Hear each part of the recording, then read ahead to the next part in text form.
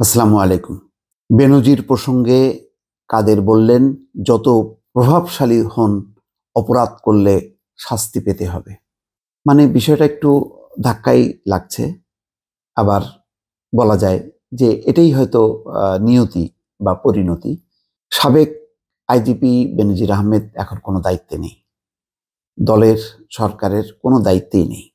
তো এখন বেনজিরের মূল্য গুরুত্ব দলের কাছে কি আছে? নেই।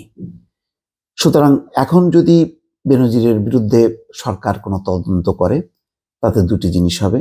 যেহেতু তার কোনো ব্যক্তি বেনজিরের কোনো গুরুত্ব নেই, তিনি পুলিশে নেই, সরকারে নেই, কোথাও নেই, তাকে দিয়ে কোনো রাজনৈতিক ফায়দা হাসিল হবে সেই সম্ভাবনাও নেই। সুতরাং এই ক্ষেত্রে সরকার বরং যদি একটি তদন্ত করতে পারে, দুর্নীতি উদ্ঘাটন করতে পারে, তাহলে এক দেশবাসীর কাছে প্রমাণিত হবে যে অপরাধ করলে কেউ ছাড় পায় না, এটা সরকারের ভাবমূর্তি উজ্জ্বল হবে। আবার বেনজিরের ব্যাপারে যেহেতু মার্কিন স্যাংশন আছে, সুতরাং বিদেশেও বিশেষ করে পশ্চিমা দুনিয়া, মার্কিন যুক্তরাষ্ট্র, তাদেরকে বার্তা দেওয়া যাবে যে যেহেতু বেনজির আহমেদ অতীতে মানবতা বিরোধী অপরাধ করেছে, তাকে স্যাংশন দেওয়া হয়েছে। এখন ওই বিষয়টি সরকার পদক্ষেপ না নিলেও দুর্নীতির বিষয়ে যখন নাকি সামনে এসছে বিষয়গুলো, তখন সরকার কিন্তু ছাড় দিচ্ছে না। অর্থাৎ দুর্নীতির ব্যাপারে জিরো টলারেন্স, যেটা ডোনাল্ড লু বলেছে যে দুর্নীতি দূর করা, মানবাধিকার অন্যান্য বিষয় নিয়ে যুক্তরাষ্ট্র বাংলাদেশ সরকারের সঙ্গে কাজ করতে চায়। তো এটা একটা নমুনা।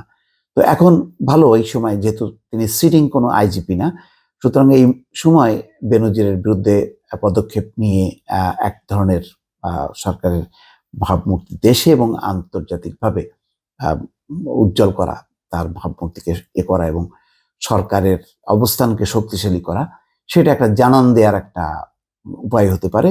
এবং বলির পাঠা সেই ক্ষেত্রে বেনজির আহমেদ, এটি বলাই যায়। যাই হোক, খবরে যেটি বলা হচ্ছে যে আওয়ামী লীগের সাধারণ সম্পাদক ওবায়দুল কাদের বলছেন, অপরাধ করে কেউ পার পাবেন না, দুর্নীতি দমন কমিশন স্বাধীন, বিচার বিভাগ স্বাধীন, বিচারে যদি কেউ অপরাধী হিসাবে দোষী সাব্যস্ত হন, তারা তাকে কেন রক্ষা করতে যাবেন? ব্যক্তি যতই প্রভাবশালী হন, অপরাধ করলে শাস্তি তাকে পেতে হবে।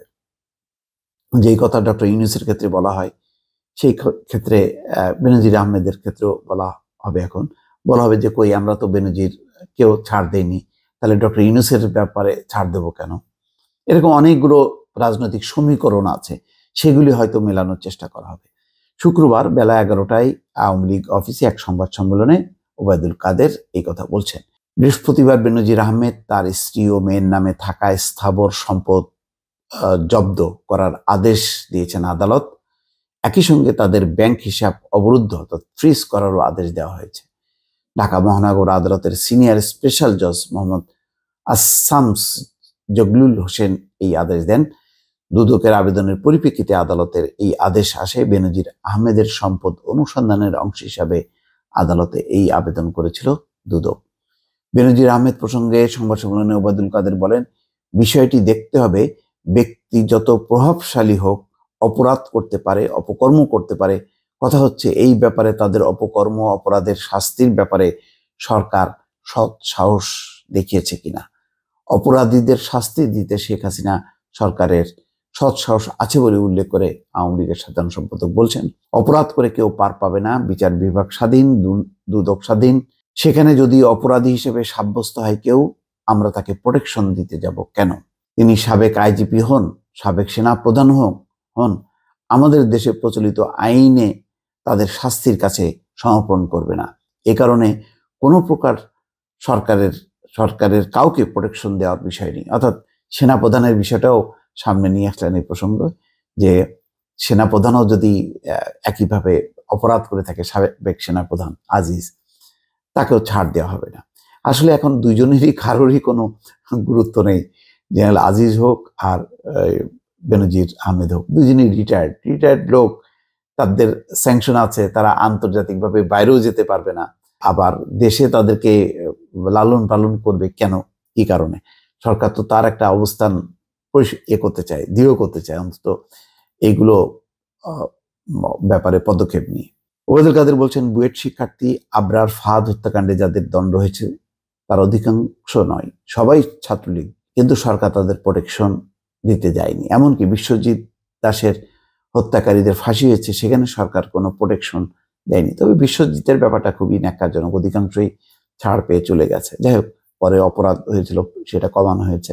আওয়ামী লীগের সাধারণ সম্পাদক বলেন, ব্যক্তি অপরাধ অপকর্ম করতে পারে, প্রশ্ন হচ্ছে সরকার তাকে প্রোটেকশন দিচ্ছে কিনা। শেখ হাসিনা ও তার সরকার এই ব্যাপারে জিরো টলারেন্স, অপরাধী যত শক্তিশালী হোক শাস্তি তাকে পেতে হবে। এই হচ্ছে বক্তব্য।